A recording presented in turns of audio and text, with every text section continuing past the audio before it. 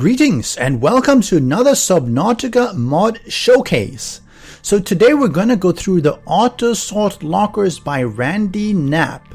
And if you're anything like me playing the game, you do a lot of mining, you pick up a lot of things, you come back with just a lot of different things in your inventory. And then you have to go through and go like, hey, this is where you have rubies and this is where you have something else. And yeah, you might notice that they look slightly differently, these lockers. They don't look like normal ones. But normally you go to your lockers and you put them in one by one. You spend a lot of time just trying to sort them. So what Randy did, and I think it's quite clever, he created an autosorter. So instead you come back home, you open up and you just go, well, let me just pop it all in here. So let me put in all these things, all your rubies and all my kyanite that I actually just got in my single player. And you see they slowly get emptied. So what's happening with them here? Well, let me open this one up and you'll see that's going to end up having more of the kyanite as that one gets sorted through. So this one empties slowly and everything comes in here. And that goes for all the rest of the lockers. They've now been put in their correct places, and I have all these different lockers set up to do glass here, copper here, and so on. And then you also have some of these overflow lockers for anything that doesn't fit. Very convenient. You come back and you just drop things in and you just save yourself so much trouble, at least for dropping the resources off after your mining. But let's get into the mod and how to install it and how to configure it, and then we'll come back to look at how to build it. And we're here now on nexusmods.com on the correct webpage for the Autosorters by Randy Knapp. I will be leaving a link in the description, so don't worry about that. Just head down and click that one. Now, the first thing you want to do is hit the manual download, and it will pop up a way to download it. We'll do that and we'll save it. Right. It also has some additional information, but let's first see how you actually install it. So the first thing you want to do is that you want to go to your Subnautica, hit Properties, and then do Browse Local Files, which will bring you to the correct folder, because this is where you have to put it in. And you should have a Qmods folder here as well if you've installed the Qmods. And if you haven't, check the link for description to a guide how to do that. So we open this one up, and let me get rid of this one. So now we have this one, and let's get the mod itself. And you'll see it even has the correct folder name. So I just open up a little bit and I pull that one in and copy it in. And that's actually all we need for actually installing it. But we can do some basic configuration of it as well. So let's open up the mod.json file. And here it is. So there's a few things you can change here. Obviously you can enable or disable it, but just leave that true. That's the general thing. Easy build. So there are two settings here for how expensive it is.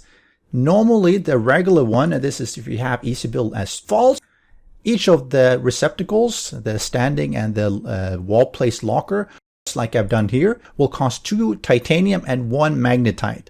If you put it as true, it's only 2 titanium. So I prefer to have 2 titanium, because if I'm going to use the 1 magnetite for every locker I'm going to be building, I'm going to be spending like 100 of them. And I think that magnetite might not be the right way. I mean, maybe it should be gold or something else that you end up having a lot and you don't really use magnetite. You use for other things like, your torpedoes and things. But anyway, it's up to you.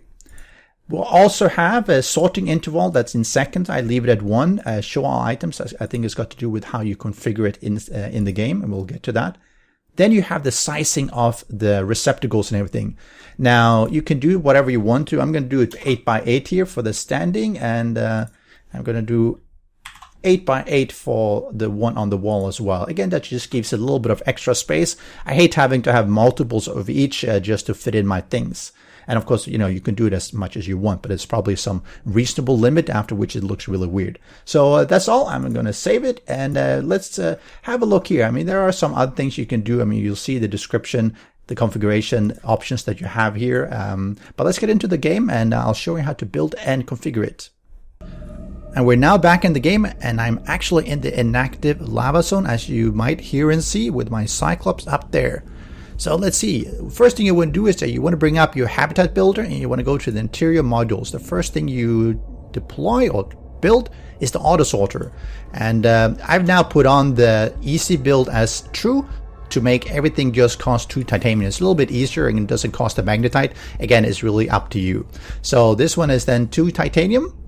Now this is the receptacle that you dump everything in, so it's the red one. For the receptacles that receive them, you have this one, which is the wall placed one, and you have the standing one, which I don't have the resources for it, but it's basically requires quartz as well. But they work the same way, just potentially different sizes or look differently. So let me make another one here. And you see right now it's accepting anything. So whatever I put in here, if I put in a ruby and a titanium, you'll see they're going to end up putting it here. You can see it says 2. Let's take that one out again.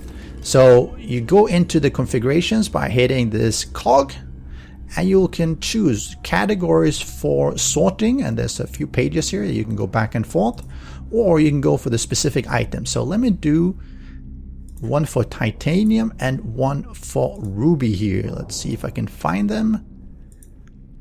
Ruby here, and let me exit, and let me do titanium here, just to see how they sort. So we have titanium here.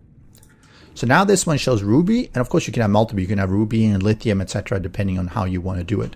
If I then put in my titanium and my ruby, you should see them actually filling up here. 2, 2, 2. You see they're filling up with a plus here, and now everything is in here. Pretty neat, right? So you just dump it in here, and everything shows up. Now there are a few other things you can do. You can change the label color. If you want to do that, you can change the icon color, filters color, and the miscellaneous. Of course, you can also do the locker color. If you want to have everything a nice pink, you can do that as well. See, everything is different. So you can also color code your locker depending on what content you have. Maybe you want to have ruby all nice red. You can have the sulfur all yellow. Maybe the copper you can have some orangey, and so on, right? And I think that's pretty neat. Just color code it depending on your materials and just make your base look pretty. Now, I don't think it really matters how many of these lockers you have. I know there was some bug previously that had a performance issue as you had too many lockers, but I think they've been fixing that one. So, you know, I have quite a few on my Cyclops. I think something like 20 or 30. And I think that should be plenty to filter through and sort everything that you are discovering. And of course, one thing you want to make sure is that you have, and let me put one here.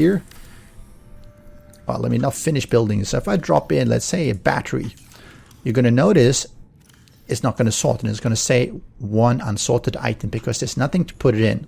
And that's why you have one of these that basically just have an any that takes everything that you have not filtered in any way, right? Because that's a good way when you drop everything out, or drop everything in rather, and it sorts it, and then anything remaining that couldn't be sorted into any of the lockers ends up in this last one, and then you can just empty that one and figure out what to do with them.